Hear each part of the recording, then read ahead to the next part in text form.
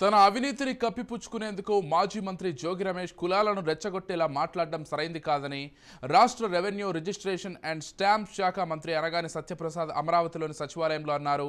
అగ్రిగోల్డ్ భూముల కుంభకోణంలో జోగి కుటుంబం పాత్రపై పూర్తి ఆధారాలు ఉన్నాయన్నారు. దాదాపు 5 కోట్ల రూపాయల ఆస్తిని జోగి కుటుంబం కాజేసిందని, విచారణలో జోగి కుటుంబం కుంభకోణానికి పాల్పడినట్లు తేలిందన్నారు. తాను అధికారంలో ఉన్నప్పుడు 14 ఏళ్ల బాలుడు అమర్నాథ్ గౌడ్ చనిపోతే కులం కూడా కూడు పెడుతుందా అని అన్న వ్యక్తి జోగి రమేష్ అని, అదే రమేష్ ఇప్పుడు మాత్రం తన అవినీతిని కప్పిపుచ్చుకునేందుకు కులాల గురించి మాట్లాడుతున్నారని మండిపడ్డారు. It is basically sub judice.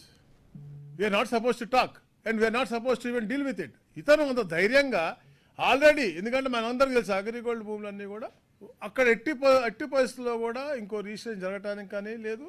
అక్కడ ఉన్నటువంటి కొందరు అధికారులు ఒక తప్పిదం అవ్వచ్చు, ఇతను చేసినటువంటి ప్రెజర్ అవ్వచ్చు, సరే ప్రెజర్ చేసినా కూడా అధికారులు చేయకూడదు, తప్పిదం చేశారు. So it is already in sub judice. So let the court decide this thing to the assignees అండి. ఎందుకంటే అసైన్మెంట్ అనేది ఈ రోజుది కాదు, ఎన్నో సంవత్సరాల నుంచి మనకి చేస్తూ ఉన్నారు. దాంట్లో ఆ ప్రక్రియలో ఎన్నో అవకతవకలు జరిగాయని చెప్పేసి మనకు తెలుస్తాం. అంటే ఏది బిఫోర్ దిస్ ఆల్సో చేతులు మారటం, కొన్ని ఫ్రాడులెంట్ రిజిస్ట్రేషన్ జరగటం, ఇవన్నీ చాలా మా దృష్టికి వస్తూ ఉన్నాయి. నిన్న కూడా వచ్చింది.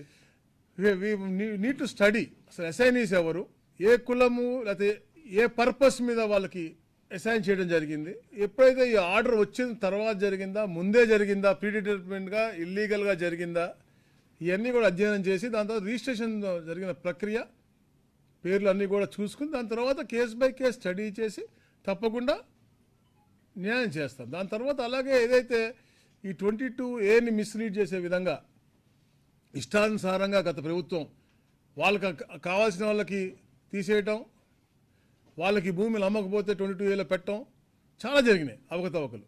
అవన్నీ మంచి క్వాలిటీ ఉన్నటువంటి సెక్యూరిటీ నామ్స్ ఉన్నటువంటి, అంటే ఏదో డూప్లికేట్ చేయలేరు. గతంలో ప్లాస్టిక్ భూ హక్కు పత్రాలని చెప్పేసి నవరత్నాల ఫోటో వేసి ఇచ్చారు. అలాంటివి కాకుండా రాజముద్రతో ఒక మంచి పాస్బుక్ తయారు చేసి కూడా వాళ్ళందరికీ కూడా ఇచ్చే ఏర్పాటు కూడా ఈ ప్రభుత్వం చేస్తాం. ప్లస్ పాయింట్గా తీసుకుని కొందరు అధికారులు తప్పు చేస్తూ ఉన్నది మా దృష్టికి వచ్చింది.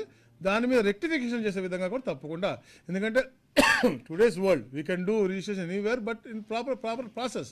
ఆ ప్రాసెస్ ప్రాపర్ చేయట్లేదు కాబట్టి ఇబ్బందులు వస్తున్నాయి. అవన్నీ ఇంటిగ్రేట్ చేసి టెక్నాలజీని వాడి ఇబ్బంది లేకుండా చేస్తాం.